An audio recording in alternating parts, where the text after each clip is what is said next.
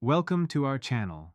If your Freedom of Information Act request was denied and you want to file an appeal, follow these step-by-step instructions on what to say to improve your chances of success. Step 1.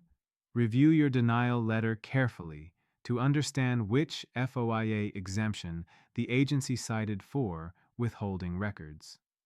Common exemptions include privacy, law enforcement, or national security concerns. Step 2. Note the appeal deadline, which is typically specified in the denial letter, 90 days to appeal, but some agencies have shorter deadlines. Step 3.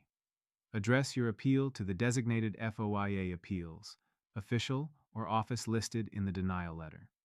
This is usually different from the Freedom of Information Act office that handled your initial request. Step 4.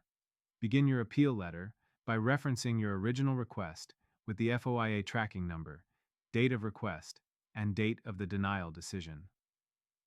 Step 5. Explain specifically why you believe the denial was incorrect. Challenge the agency's application of exemptions by arguing why the public interest in disclosure outweighs the privacy or other concerns cited. Step 6. Request a segregability analysis if the agency withheld entire documents. Under FOIA, agencies must release non-exempt portions of documents, even if some parts are properly withheld. Step 7.